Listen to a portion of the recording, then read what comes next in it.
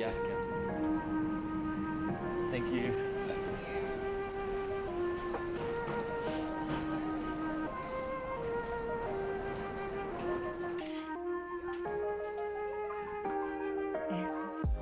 What's up, everyone? Today is day one of PhotoCON. My family and I, we arrived on Oahu yesterday in the afternoon, and after we got to our hotel and put everything away, put our bags away, got settled, we headed out to Waikiki. I brought the Nikon ZF with me.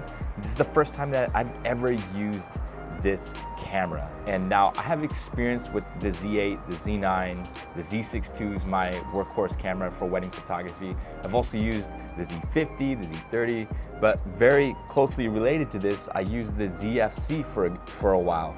And although I really liked the design of it, other than the grip of the ZFC, I feel like for a crop sensor camera, it wasn't the one for me. Now, the ZF is a completely different story, okay? It is 24 megapixels, something that I'm used to with the Z6 II, but it has the internals of the Z8 and the Z9 as far as its deep learning technology for autofocusing. And that's what I loved, and I've been wanting for like a Z6 III type camera, something that's smaller that's smaller than the Z8 and the Z9, but has the robust capabilities of the Z9 and the Z8's autofocus. Now, I really started shooting with this when we got into the airport here on Oahu.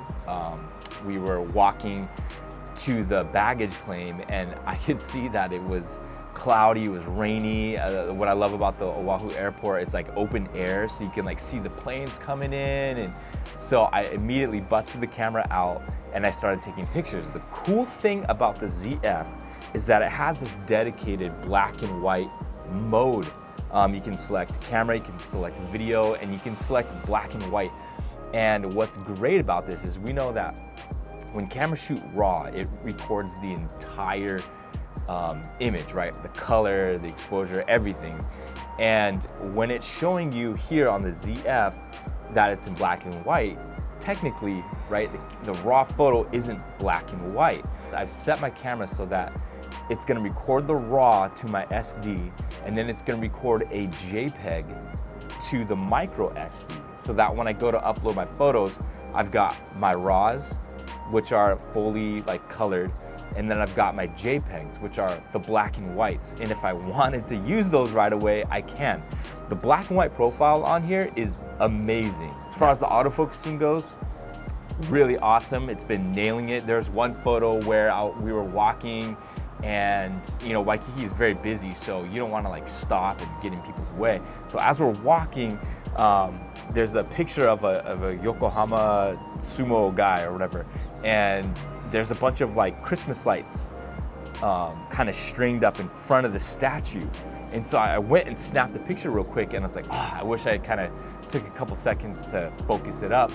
But to my surprise, the ZF nailed the focus. It knew what I wanted. It captured the statue versus the Christmas lights in front of it. So I was really impressed by that. So another thing about the operation of this camera is the dials, okay? So you don't have to use the dials per se. You can switch it to manual, and there's these modes on here. If you switch the ISO to C, which I don't know what that means, I didn't read the manual yet. And then if you switch the shutter speed to the 1/3 step, basically that allows you to operate the ISO, the aperture, and the shutter speed by the digital screen. So when you're shooting, you can just do that. But what I'm getting used to more and more is the ability to adjust my shutter and then adjust my ISO at the same exact time. Whereas like the Z6 II, you use the same dial to adjust your shutter speed, and you hold the ISO button down and then use the same dial to change the ISO. So that's kind of what I'm getting used to right now, is changing the ISO with the dial at the same time as the shutter speed, which is really, really cool.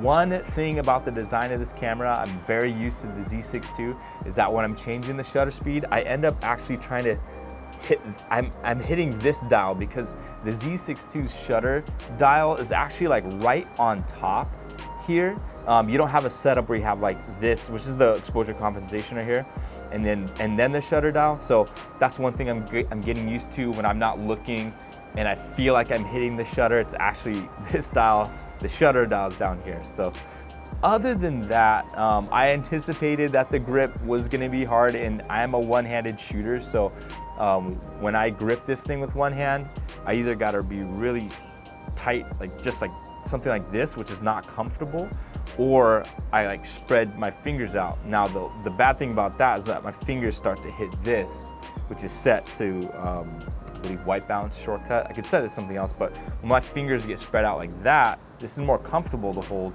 but now my fingers start to hit that. So this is gonna be, well, this is day one of PhotoCon, day two of Oahu. Really excited about using this thing today. Again, I only brought one lens, which is this 40mm f2, which, by the way, super surprised how much I'm loving it. I catch myself at times thinking I'm too close, thinking it's like a 50, but it's a 40. So I'm like, oh wow, the field of view with this is actually wider. So I'm really liking the 40mm f2 lens. Really great kit so far. Really enjoying it. I had a full battery yesterday. I'm down a cell, so I'm gonna bring one extra battery with me today.